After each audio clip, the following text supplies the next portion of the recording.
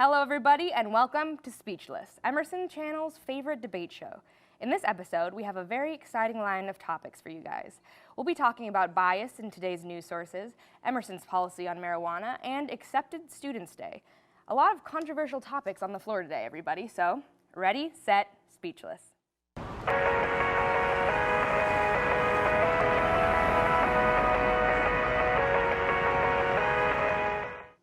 But this wouldn't be a debate without the teams. Or I guess it would, but that would be boring. So without further ado, a roaring blast from our prehistoric past, Dini's Dinosaurs. How are you guys doing after last week's win? I think we're doing pretty good. Yeah, pretty confident. Yeah. All right. And what makes the fawns cry? I'm scared to find out, but these guys sure know. Say a fawn's A to the weeping Winklers. Well, that was not very enthusiastic. How are you guys tonight? We're doing okay. We're doing okay. All right. I'm scared of debating. Well, let's see then.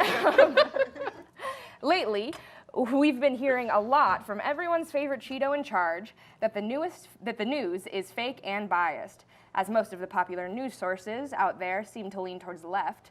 So, is the news biased? Is the news false? I don't know, but I have some smart people here who might. Take it away, guys. The news. The news. Let's Please. talk about it. Every headline you see nowadays is pinpointing something that President Trump has done wrong. It's like he does everything wrong nowadays. It's almost as if the news is reporting exactly what Trump is doing, and those are bad things. Okay, but remember that time that Obama okayed waterboarding in Guantanamo? I'm not- They weren't like, oh, he's terrible, but with Trump, everything he does, he maybe is committed treason, okay, but they're like, he's terrible. They're just mad because he's mean to them, all right? Yeah. They're soft. Yeah. Go ahead, Bailey. I think a lot of the problem, not the problem. Sorry, I misspoke. What's the problem, Bailey? Yeah, what's the problem? What I'm trying to say is, the news is reporting on Trump the news criticized Obama as well. They called him out when he slowed down admitting refugees back in 2011, which Trump likes to bring up. They've called him out for the drone strikes, continuously called him out for the drone strikes. And I don't stand by these choices. But Obama was actively trying to do something well and right for America. They're just reporting what Trump is doing, which is saying Mexicans are murderers and other things. Well, don't take our word for it that the news is bad. Take a large swath of young America who don't get their news from traditional news sources anymore. They're not reading papers. They're not watching TV. They're going on the social media looking at the Twitters. And so I'm saying, we're not saying the news is bad. We're saying young America does. They're Twittering. Well, let's also look at the evolution of news. So, for example, my family is documentary from going. former Yugoslavia, and that was a communist nation. And throughout the time, when it came to the Bosnian genocide and the war and the split of Yugoslavia, the Serbian government controlled their papers, and they gave false propaganda and everything along those lines. We don't have that nowadays, especially in America, let's say. So the news has evolved into something much better, not super biased like communist Yugoslavia or whatever along those lines. So we can't really say that the media is completely biased anymore. The same news that over-reported Hillary Clinton's emails throughout the entire campaign. I mean, the news is the reason that Hillary lost that campaign because... So the news isn't biased then. We're saying the news is if the biased. news But if is they're the reason- reporting poorly on Trump and Hillary. Yeah. Yeah, so Then Trump should have never won. they're a if it was hit because job of the news. squad. I formally redact my statement. Hollis, we had the... I think Brooke just joined. Yeah, very impartial I judging was here. I was clarifying your point. Do you don't guys need have a that. rebuttal? No, because that was very pro us. I Do you guys have a rebuttal to your own point? No, none at all. We're correct. The whole other word for cat grabber incident. Am I allowed to say that other word on air? Probably not. Probably not. Probably not. No, I The am not. non-boner area. No. You want to say that? Wow, okay. So that It was a family incident, show. that was all over the news. Because it was a terrible, so terrible important. thing. Yeah. And they were making it seem absolutely terrible. Are you saying that the news maybe blew that out of proportion? Maybe, yes, a little bit. A lot of it. Okay, all right. So perhaps your argument is that a lot of things get blown out of proportion in a biased way. Absolutely. Okay, all right, just to clarify. Thoughts? The news sometimes blows things out of proportion. That doesn't make it biased, it makes it sensationalist at worst. I mean, again, the news was sensationalist about Hillary's emails. It was sensationalist about, well, no, not sensationalist about the drone strikes. Those were terrible.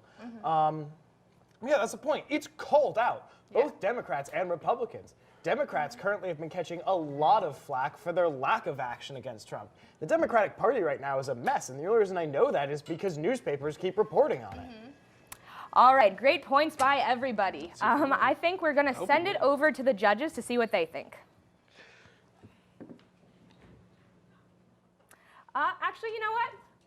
We're gonna give it a few more points. Anybody have anything else to add? Just some closing arguments before we send it over to the judges. They're still deliberating. Yes, it seems that every day they're pinpointing something terrible about Trump. Anyway, that's all we have to say. It's biased. I think it's not biased because what they're reporting is literally what he's saying. The headlines I've seen are Trump, Trump said this, Trump quote. All right, thank you guys for those closing arguments. And now we are going to head over to the judges. Well, I think that both teams were really going back and forth a lot. It was hard to follow at times, but I'm personally giving it to Dini's Dinosaurs. I think that the Weeping Winklers ended up arguing against their own point pretty obviously during that. Yeah, I have to agree. I think I have to go with Dini's Dinosaurs as well. I think that the Weeping Winklers brought up a few good points, but then I think that they ended up arguing a little bit too much against their own cause. Yeah. I'm also going to have to give it to Dini's Dinosaurs. I think both teams did a good job, but the Winklers were just a little too confusing. I couldn't actually keep up with what was going on, so Dini's it is. Yeah. I mean, if we had to go back to one of the points that I think really solidified the argument towards Dini's Dinosaurs is mainly talking about how media is very sensationalistic, but the reporting has been pretty much on both sides. The things that are happening in the administration is distressing, but that's just calling it out as it is. Yeah.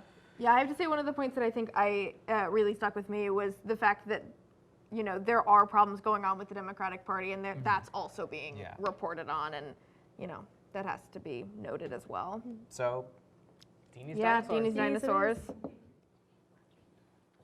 All right, well, this debate really made it clear who was our winners and who were our newsers. And for this debate, our winner is Dini's Dinosaurs. We will be back after a quick commercial with some more real good arguments. Hi, I'm Aaron Kenigsberg, host of EIV's The Dish. Tune in every Friday for your chance to see what kind of bow tie I pulled out of my closet today.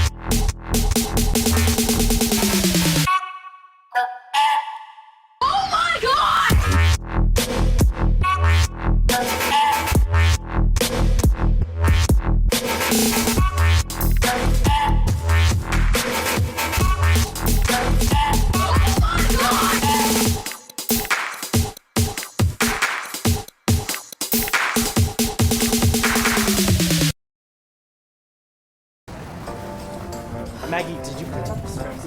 No, that was your job. Maggie, oh my God, I do it every week. No, I told you this is the one but we I talked didn't about want this. responsibility. Okay, I need to pick my wedgie.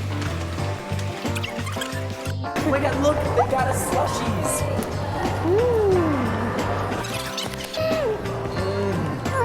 Brain freeze. Oh my God, we're here. He's queer. Now get used to it. Come on, give me my mic. Mic me. Hi, I'm Christian Mudrick, And I'm Maggie Morlab and you're watching Real Reactions. on the Emerson channel. And we have returned. Now, it's time to discuss the ramifications of an important decision made this past election. But it's not the one you think. In November, Massachusetts voted to legalize recreational marijuana. Part of this law allowed colleges to prohibit marijuana use on campus, and most will. But should the disciplinary actions for violating drug policy be lessened? At Emerson, the penalties for violating marijuana regulations are harsher than those for alcohol.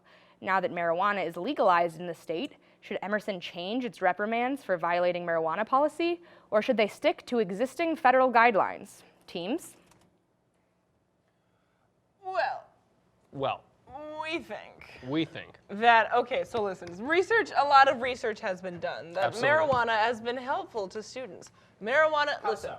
what is one thing that you hear among any student that you ask, how are you doing? Stressed. Everyone is so stressed. You know what marijuana does? De-stress. It helps you go to sleep, and it, yeah. Students suffer from stress, anxiety. These are things Anxiety. marijuana alleviates. And Marijuana is a positive good. studies have shown that certain strains can reduce and even eliminate anxiety. And that's great. And I think anxiety is a very serious topic that should So you be, agree with us? that should be addressed. But some of the side effects of marijuana include just almost near sedation, which I don't think college students need more of, because not doing anything will make your problems worse once you become sober. Then what are you going to do? The other thing is, marijuana is still illegal at the federal level, and at the end of the day, Emerson is a federal institution. We get our funding from the federal government. We cannot create rules that go against what the federal government says. Otherwise, we lose our money and we all go home. Well, we believe that because marijuana has the same kind of rules as alcohol now in Massachusetts. You know, you have to be 21 to drink it. And I read in the alcohol policy in the Emerson rules and stuff, if you are of legal drinking age, you are allowed to have alcohol on campus as long as it is in your room and not around anyone who is under 21. Right. And I believe that if they can have that, we believe that if they can have that policy with alcohol, they should be able to have that policy with marijuana, because alcohol has killed many more people than marijuana So has. you think the penalty should be decreased for Yep. Oh, in absolutely. comparison to alcohol? Oh, yeah. Alcohol is a far more That's what we're addictive and arguing, destructive right? drug. Yeah. Yeah. All right, Dini's Dinosaurs? Well, so let's understand the RA position at Emerson College. The RAs are known as the role models for Emerson College. That's one of the biggest things that is in the position. And throughout doing the RA process, I've noticed that there's a lot of, we do like a lot of activities that are pretty much like how to handle marijuana use and how to handle stuff like that, and it's pretty much against it. And it's if a role model needs to know how to handle to like make it stop, I feel like that really truly symbolizes what Emerson is, and it's something that's very important and that Emerson needs to keep. And also, at the end of the day, the argument is not, you know, is marijuana harmful? Is it addictive? Is alcohol worse? That's not the argument we've made, because studies have shown that it's not. But the end of the, you know, the fact is, it's still illegal at the federal level, and until it remains so, Emerson has to keep enforcing the law that it subscribes to.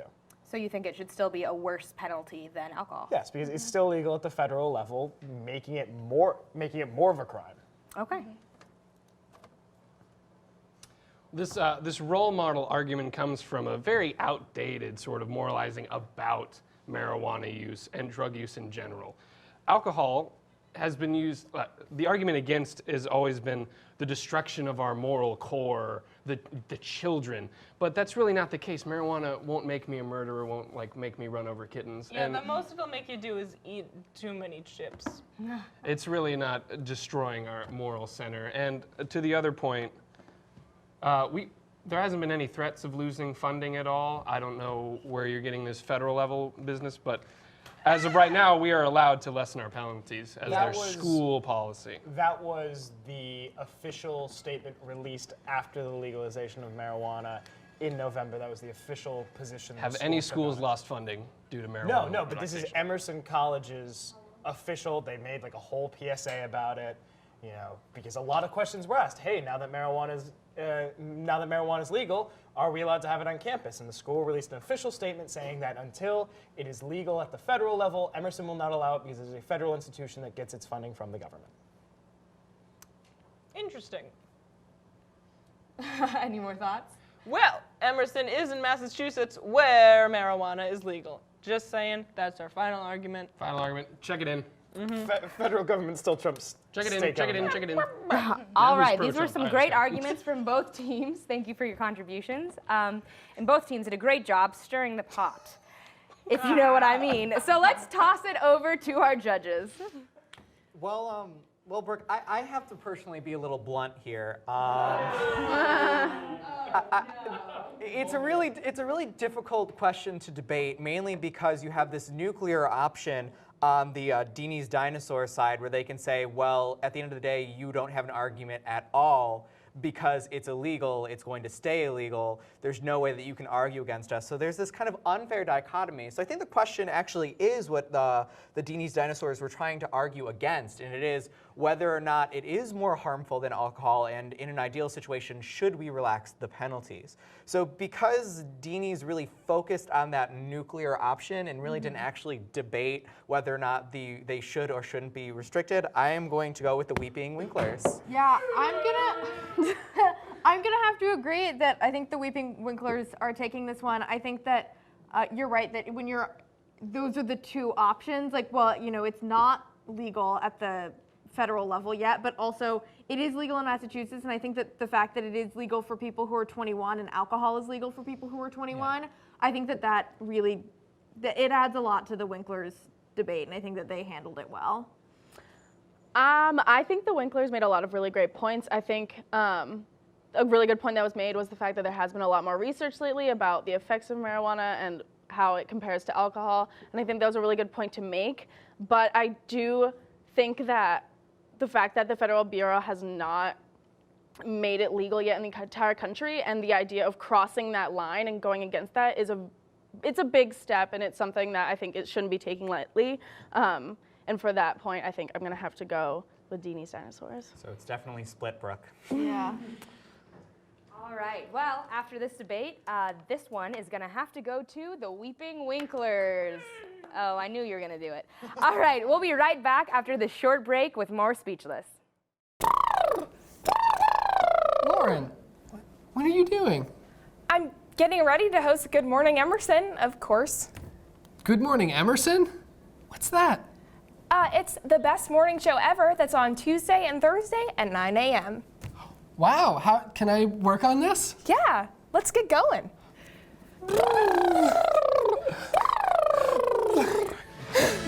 Red leather, yellow leather, red leather.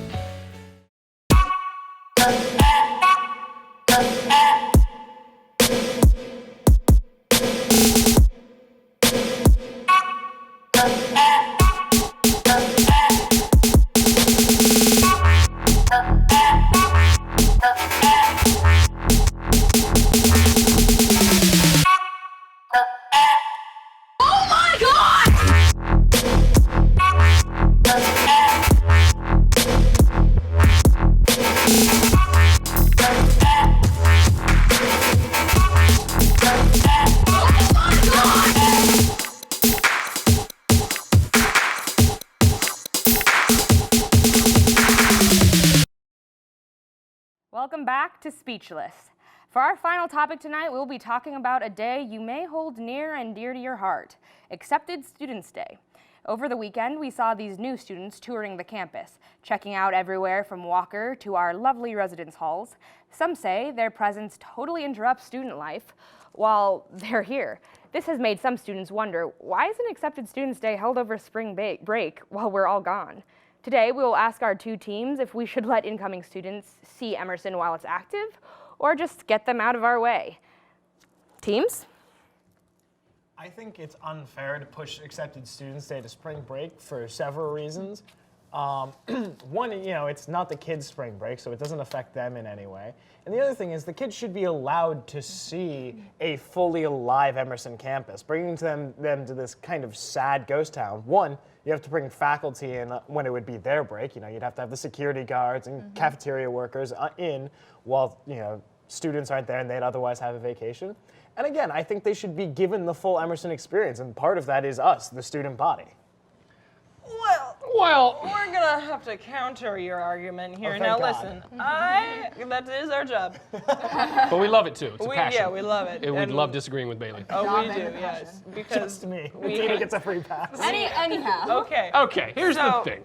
I live in a tour suite. My suite, tours come through all the time, and except it's Students' Day, I happen to have food poisoning, and I was throwing up a lot. So, my room is the tour room.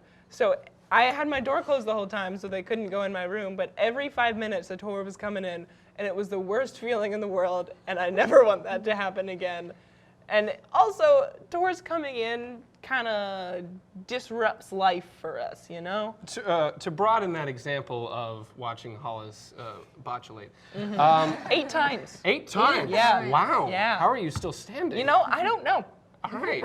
Well, the accepted students aren't seeing us at our cheery best. They're seeing midterm Emerson students. They're seeing annoyed, But inconvenience. that's what they should see. Oh, They yeah, should they've see gotta me get miserable right. and going, Listen, they're like, Mom, I want to transfer. That man's ugly. I'm like, if they see us at our most stressed, then they're gonna go, oh, these people are terrible and mean. I don't want to go to this school. Emerson students aren't zoo animals. We're not cool. We don't prance around. We puke in toilets. And we're generally detestable. I was puking in my trash can. Why not in the toilet? It's so much easier to clean. They were To counter the grouchy students, I think if a student comes and they're like, oh, the kids here are grouchy, I don't want to go here, then they shouldn't go here. The kids who go here, see us at our worst, and still want to come are the students that are going to succeed at Emerson. Okay, but how many times have you been shooting a show in the studio and a tour has come in and completely disrupted your mojo out there getting into Well, character? I think if you're Absolutely. shooting a Times. show, you love an audience, and so having people come in is everything you've ever I wanted. love attention. So, We love I would controlled love that. audiences. Really love attention. We Well, love I'm it when a they're in the little Gemini. seats and they're clapping and stuff. We don't I'm- like it when well, they're wandering around. one big part of Emerson is that it's in Boston, and Boston is a college city. It's known for that, and a lot of our spring break is also BU spring break, and for example, all those things, and they will be able to explore not just Emerson students who walks around. It's going to be a bunch of college students, and that's what Boston's known for. It's loved for being a college town, and it's something that they should see. And in spring break, you're not going to really see that. Yeah. Well, they can still see Boston during spring break because Wonderful Boston city. will still be open during spring break. That It's a that year-round is true. city, unlike But, some yeah, places. but Emerson's always kind of crowded and packed. I mean, have you ever tried to get a walker in at 10:45 in the morning? It's a nightmare regardless of accepted Students' Day or not. Imagine someone seeing Emerson in that light where it's happy, where it's not crowded, nothing, and they come to the school and realize that it's not really like that. They would they're already probably locked want to in. leave. That's where we got them. No, they're We not got 'em. locked It's too in. late. It's worse Oh. for them to leave than for them to not choose to come in. We get a little bit Okay, more than but money. tours coming in during classes and stuff completely disrupts the flow of the thought processes. And also, again, to bring it back to the whole tour suite argument, it's kind of an invasion of privacy for a bunch of these people to come in. All right, We got it. everybody. These were some great arguments. I'm going to have to stop the debate right there. Let's go out to the street to see what some other students had to say about this. Thanks, Brooke. Hi, everyone. I'm Reagan Harris, your On the Street host for Speechless. So today we're going to be talking to Emerson students, asking them whether they think that Acceptance Students Day should happen while students currently enrolled here are here, or should it happen during spring break. We have a lot of ground to cover, so let's get started. Hey, so I'm here with Michael. Michael. Okay, Michael. So do you think that Acceptance Students Day should happen when students are here, or should it happen during spring break? I think it should 100% happen when students are here. 100%. There's absolutely no doubt. Yeah, because if we're not here, how are the students going to know what it's like to be at Emerson, what goes on at Emerson? They're going to walk through a bunch of empty halls. They're not even going to know what's happening. So I think they definitely need to see the school in action. I think spring break, just because when you're on campus, you can't really move. I mean, I work at the EDC, so I know when students come in, they get feedback not just from the managers there that work there over spring break, but also from us, we tell them about stuff, and they talk to us all the time, and I think it gives them a better idea about what the school's like. Personally, I think during spring break when everyone's gone, because I do live in P Row, and the elevators took forever when they all came. However, I do believe that they get a sense of what college life is with everyone going to class, dining hall, and they truly get the full experience. So maybe... Yeah, I mean, if during spring break there won't be masses of people standing on the stairwell or in the doorway, so, I mean, it's false advertising. I think this should definitely be here when we're all here, just to get a feel for the university. I think that would be the best way to get them acclimated to the city.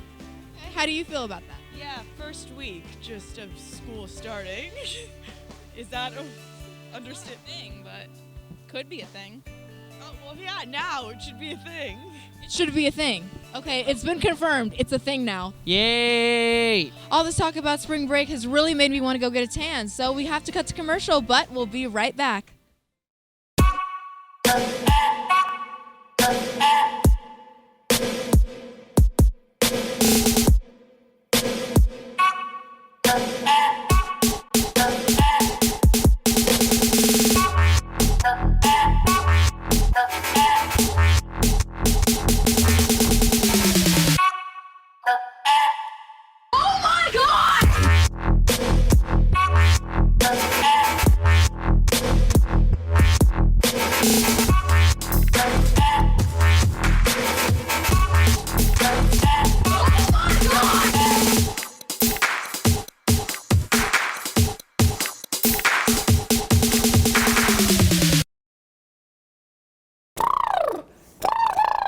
Lauren, what are you doing?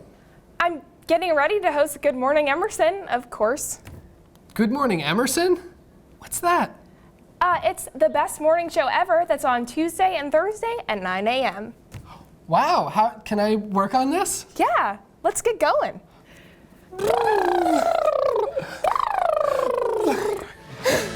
Red leather, yellow leather, red leather.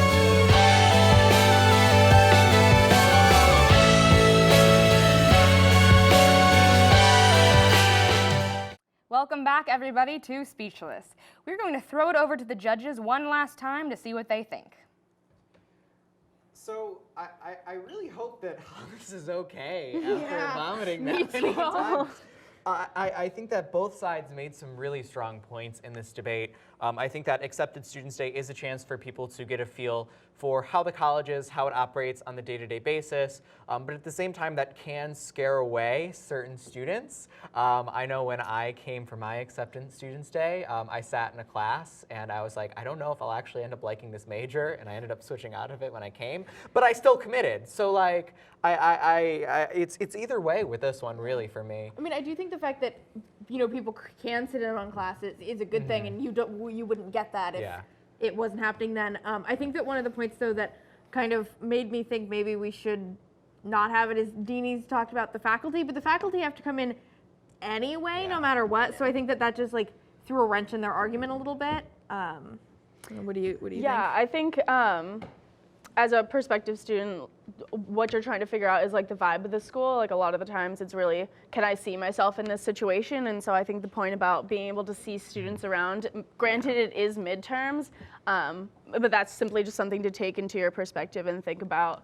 But really it's about figuring out how you feel in the space. And I think that kind of trumps the other points. So going around with our votes, I think what I'm going to commit, even though I'm split, is Dini's Dinosaurs. I do think that Accepted Students Day should stay.